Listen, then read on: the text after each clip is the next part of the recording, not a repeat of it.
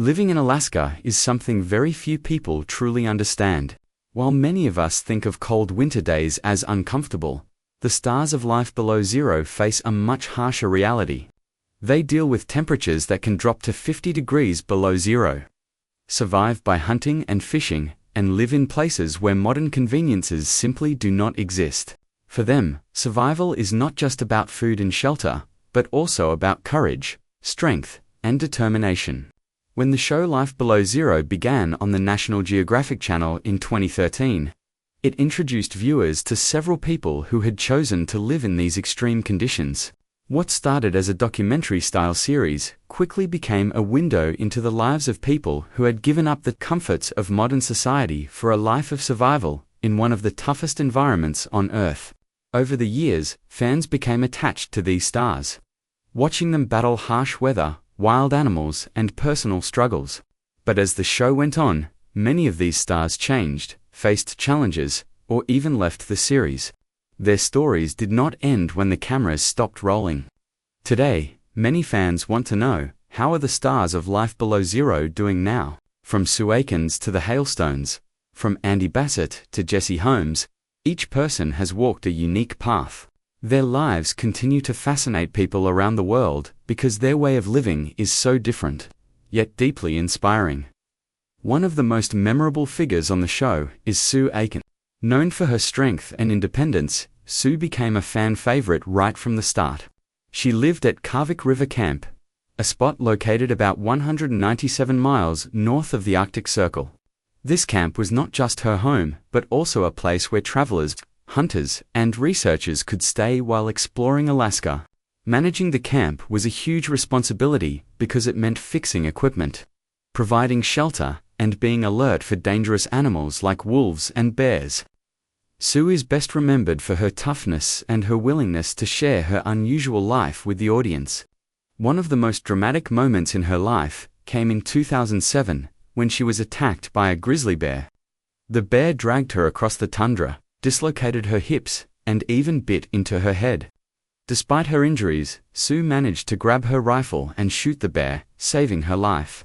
But her struggle was far from over. She was left injured and alone, with no one to help her for 10 long days.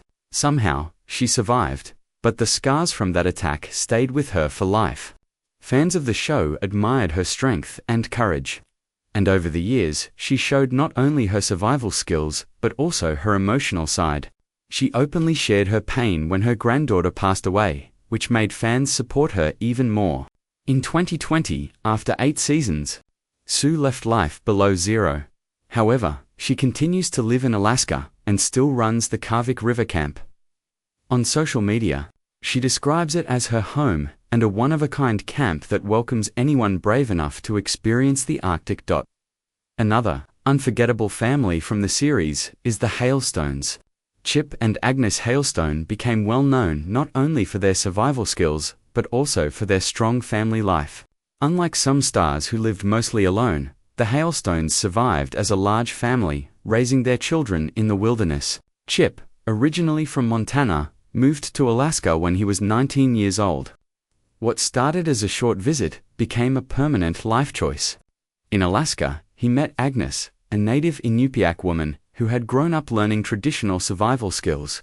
Agnes knew how to hunt, fish, and use every part of an animal for food, tools, and clothing. Together, they built a family that combined Chip's hunting skills with Agnes's deep cultural knowledge. Their children grew up learning to live off the land, with traditions passed down through generations. But their journey was not always easy. In 2017, Chip was sentenced to prison after being accused of lying to state troopers about an incident involving his daughter and stepson. He served 10 months before being released. During that time, Agnes kept the family going, proving her strength and determination. Despite these challenges, the Hailstones continued to live their unique lifestyle on the Kobuk River, where temperatures often reach -60 degrees. In 2024, Chip announced that Life Below Zero had officially ended for them after more than 12 years and 9 Emmy Awards. Even though their time on television is over, the Hailstones continue to hunt, fish, and live the same way they did before the world knew their names.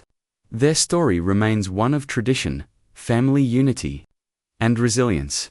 Andy Basish is another central figure from Life Below Zero. Unlike Chip, who slowly adapted to life in Alaska, Andy made a bold decision in the 1980s to leave his old life behind and start fresh in the wilderness. He settled along the Yukon River, where he lived in a cabin and built his life around hunting, fishing, and raising sled dogs. For 20 years, he also worked as a riverboat captain, taking tourists between Alaska and Canada. Andy's time on the show gave viewers a look at his hardworking lifestyle, but his personal relationships also became a major focus. He met his first wife, Kate, while working as a captain, and together they lived with their sled dogs in Alaska. However, their marriage ended in 2015, with Kate later revealing that she faced years of verbal and physical abuse. The divorce changed how many viewers saw Andy. After Kate left, Andy suffered a serious hip injury that required treatment in Florida, where he later met his current partner, Denise Becker, a nurse. Denise eventually moved to Alaska to live with him. But even with a new partner, Andy faced criticism from viewers who felt he repeated controlling behavior on screen. Despite this, Andy continues to live in Alaska with Denise, carrying on the lifestyle he has always loved. While the show may have ended for him, he remains a symbol of the rugged survivalist spirit that drew people to Life Below Zero in the first place. Jessie Holmes became one of the most admired stars of Life Below Zero because of his adventurous spirit and close bond with his sled dogs. Originally from Alabama, Jessie did not grow up in the wilderness, but he always felt drawn to nature and a life of freedom. As a teenager, he built his own cabin with simple tools and began living alone in Alaska. Jessie was known for traveling long distances with his pack of sled dogs, fishing in the summer, and hunting in the winter. His strong work ethic and love for animals made him stand out on the show. Unlike some survivalists who often looked tired from the harsh lifestyle, Jessie usually appeared energetic and optimistic. Fans admired his courage and independence, especially because he had built everything in his life from scratch. But Jessie's story also took unexpected turns. After becoming popular on Life Below Zero, he entered professional dog sled racing. In 2018, he competed in the famous Iditarod Trail sled dog race, finishing 7th overall. This was an impressive achievement, considering he was up against experienced mushers who had raced for years. His success in the Iditarod proved that his skills were not just for TV, but real survival and sportsmanship.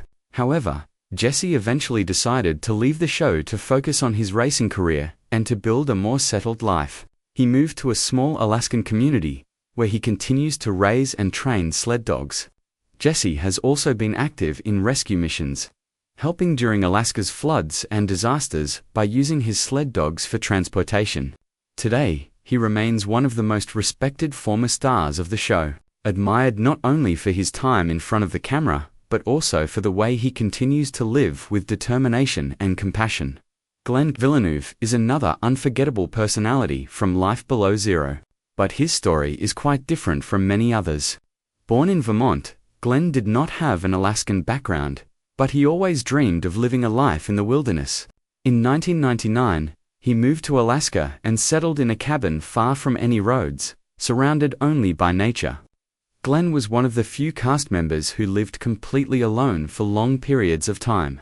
His survival skills, calm personality, and deep connection with the wilderness made him a unique figure on the show. Viewers often saw him hunting caribou, chopping wood, or simply reflecting on the beauty and challenges of isolation. Unlike other stars who lived with families or partners, Glenn's story was about solitude and self-reliance. He once explained that living alone taught him to listen to nature, to be patient, and to accept life's difficulties without complaint.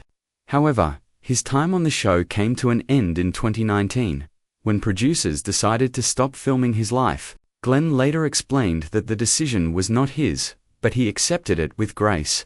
Since leaving Life Below Zero, he has become less public, choosing to live quietly with his family in Fairbanks, Alaska.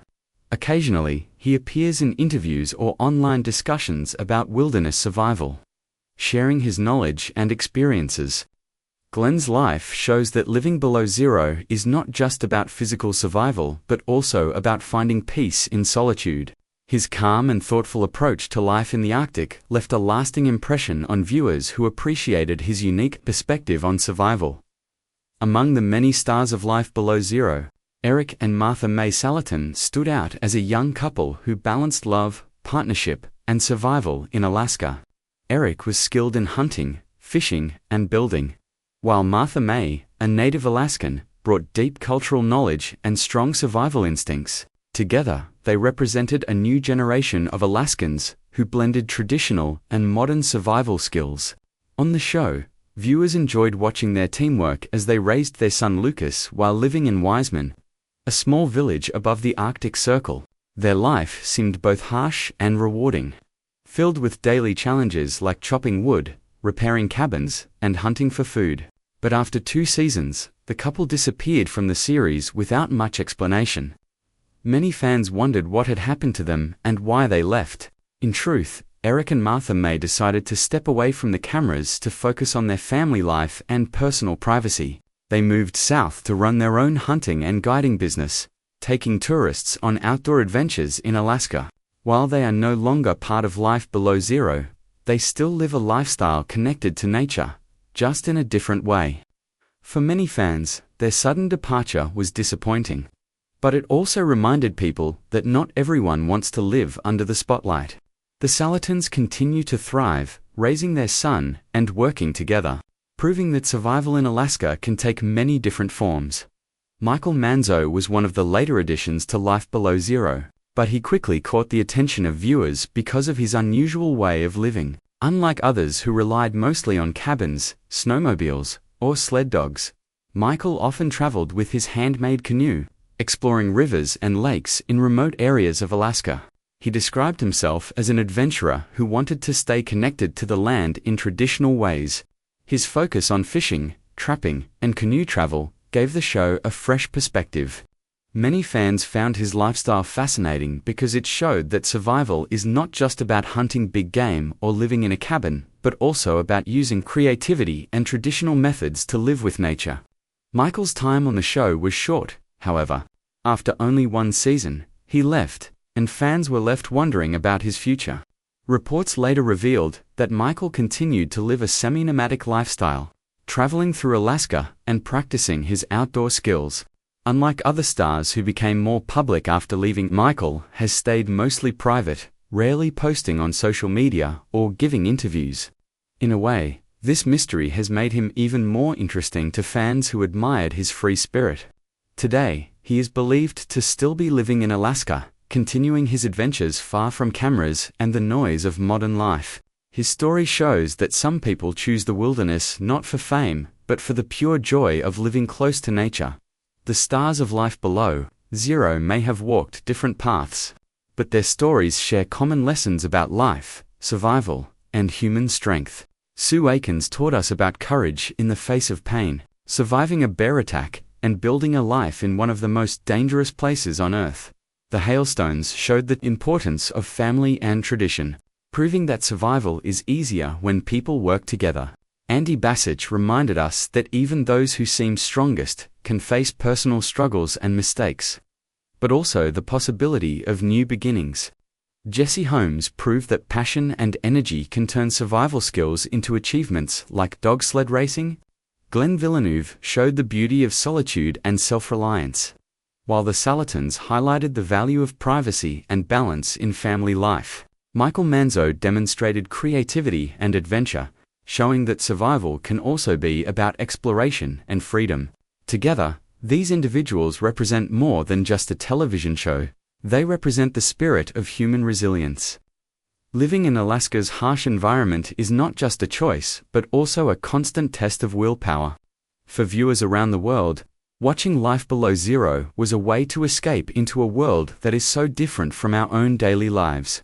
It reminded us that comfort, technology, and modern cities are not the only way to live. There are still people out there who choose to battle nature directly, finding meaning in survival, simplicity, and strength. As we look back at the stars of Life Below Zero, one thing becomes clear: their journeys are far from over. Even though some have left the show, their lives continue in Alaska, filled with challenges, changes, and personal growth. Sue still runs her Kavik River camp and shares her experiences with fans online.